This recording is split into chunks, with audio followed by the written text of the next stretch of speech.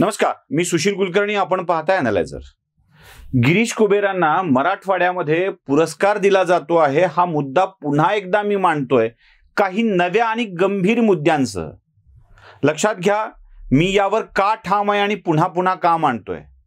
मराठवाड्यातले सर्वात मोठे पत्रकार, आदरणीय पत्रकार, ज्यांना पत्रकारितेचं विद्यापीठ म्हटलं जातं, त्या अनंतराव भालेरावांच्या नावाने दिला जाणारा स्मृती पुरस्कार गिरीश कुबेर यांना घोषित झालाय.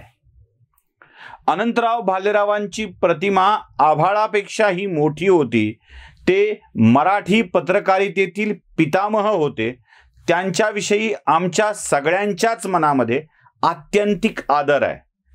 त्या नावाचा पुरस्कार एका योग्य व्यक्तीला दिलं जाणं आवश्यक असतं.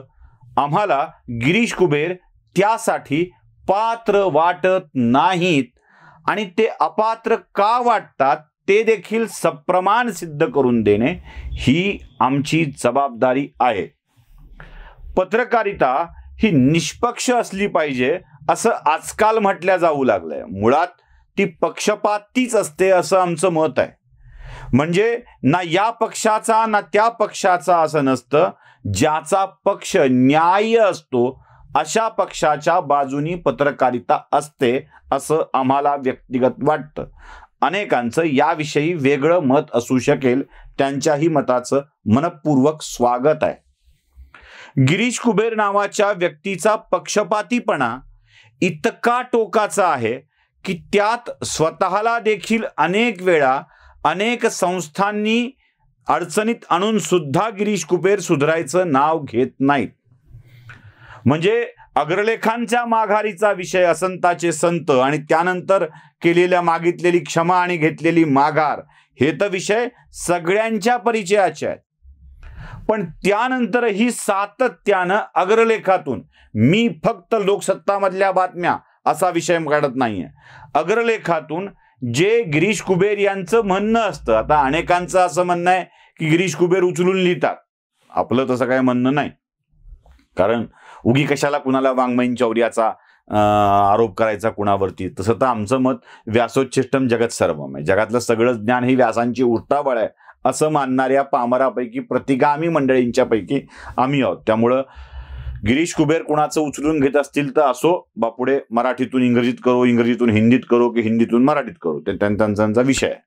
म्हणजे अगदी काही मुलाखती सुद्धा जशाच तशा छापलेल्या आहेत असंही आम्हाला कळतंय आणि त्या संभाजीनगरमधूनच होत्या असंही आम्हाला कळतंय. जाऊ दे, नमनाला घडाभर तेल नको. गिरीश कुबेर पात्र का नाहीत हे मला सप्रमाण सांगायचं आहे. प्रेस काउन्सिल ऑफ इंडिया ही एक अशी संस्था जी भारतीय वृत्तपत्राच्या वरती नियंत्रण ठेवणारी संस्था आहे.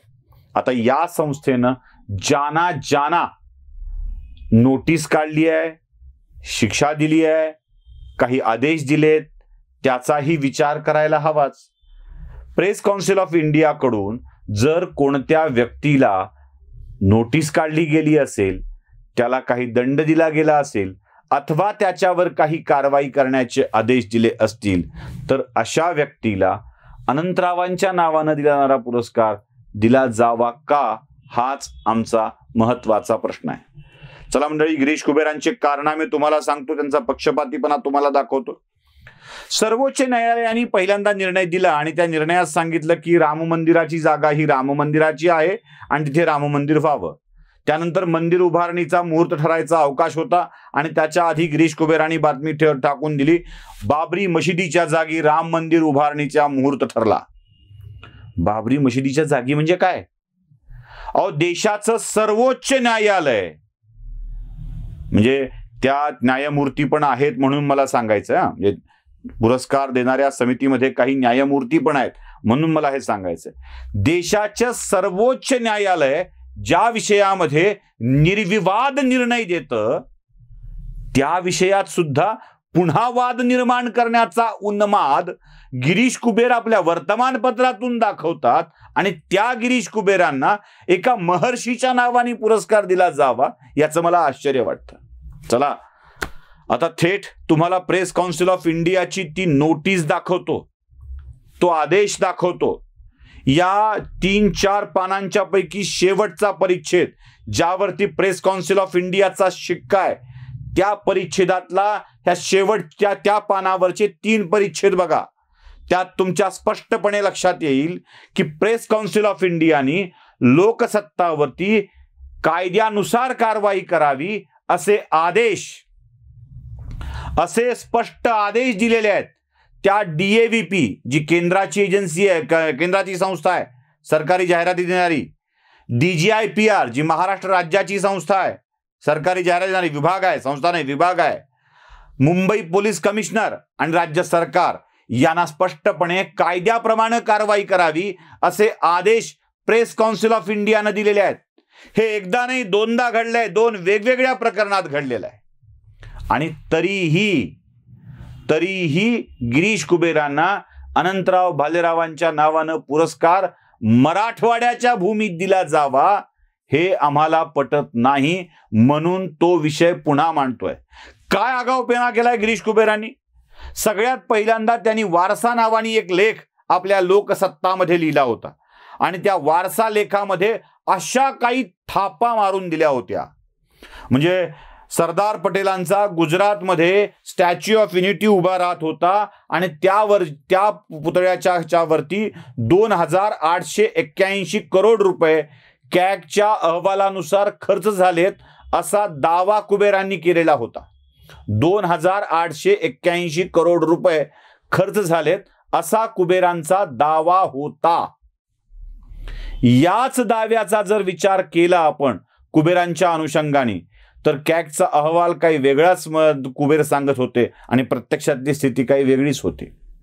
म्हणजे एक संस्थेनी खोटं केलं गेलेलं आहे, एकेका संस्थेकडून खोटे पैसे दिले गेल्याची माहिती देखील कुबेर देत होती. IOCL, HPCL, इंडियन ऑइल किंवा हिंदुस्थान पेट्रोलियम, भारत पेट्रोलियम या ऑइल कंपन्यांनी हा खर्च केल्याचं बोललं जात होतं. ती ही माहिती खोटी निघाली आणि याच माहितीच्या आधारावर हे सगळं बोलल्या गेलं, लिहिल्या गेलं. हे सगळं एका जागरूक वाचकांनी प्रेस काउन्सिल ऑफ इंडियाच्या समोर आणलं, कुबेरांना खोटं पाडलं. कुबेरांनी या विषयात अक्षरशः थैथयाट केला प्रेस काउन्सिल ऑफ इंडियाच्या समोर. त्यावर कुबेरांना नोटीस देखील आली आणि खोटी माहिती दिल्याचं सिद्ध झालं. प्रकरण दुसरं, याच कुबेरांनी सरसंघचालकांच्या नावानं अक्षरशः खोटी माहिती दिली. गोमातेचे हत्या करणाऱ्या व्यक्तीस वेदांमध्ये मृत्यूदंडाची शिक्षा आहे असं ढळढळीत छापलं. तो अग्रलेखही मी तुम्हाला दाखवतोय. त्या अग्रलेखात तुम्हाला स्पष्टपणे दिसेल की कुबेर ते वाक्य लिहित आहेत. मुळात सरसंघचालक असं बोललेच नव्हते आणि त्यावर कुबेर लिहित होते. मग कुबेरांना उपरती झाली, मग त्यांनी खुलासा छापला. बरं, त्या खुलाशातही मस्ती अशी त्यांनी लिहिलंय की संघाचं मुखपत्र असलेल्या पांचजन्यमध्ये लिहिलं होतं. मुळात पांचजन्य ही स्वतंत्र संस्था आहे, ते संघाचं मुखपत्र नाही. मुळात कुबेरांना लोकसत्ता कुणाच तरी मुखपत्र बनवून चालवायची सवय लागली आहे. जसं सामना शिवसेनेचं मुखपत्र आहे, तसं कुबेरांना वाटतं की पांचजन्य संघाचं मुखपत्र आहे. अजिबात नाही. पांचजन्यांनी हे नाकारलं, संघाने हे नाकारलं, पण कुबेर स्वीकारायला तयार नव्हते. यावरही कुबेरांना प्रेस काउन्सिल ऑफ इंडियानं झापलेलं आहे. म्हणजे सतत कुबेरांना प्रेस काउन्सिल ऑफ इंडियाने झापलेलं असताना सुद्धा या समितीकडून कुबेरांना एका पत्रमहर्षीच्या नावानं पुरस्कार दिला जावा याचं आम्हाला आश्चर्य, नुसतं आश्चर्य नाही, सखेद आश्चर्य वाटतं. आपल्या हातात असलेल्या वर्तमानपत्राचा एका नौकराने हवा तसा वापर करावा आणि त्याला एक चांगला पत्रकार म्हणून समस्त महाराष्ट्रात ज्या माणसाविषयी अत्यंतिक आदर आहे त्याच्या नावाने पुरस्कार दिला जावा. यापेक्षा वाईट गोष्ट ती कोणती? पुन्हा एकदा सर्व समिती सदस्यांना आणि भालेराव परिवाराला आमची विनंती आहे की एकदा नक्की विचार करा.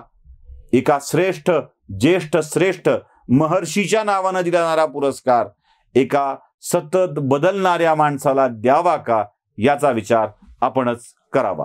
व्हिडिओ आवडला असेल तर लाईक करा, शेअर करा. ज्यांना वाटतं की कुबेरांना हा पुरस्कार दिला जाऊ नये त्यांनी तर नक्की तो शेअर करावा, अशीच माझी विनंती आहे. नमस्कार.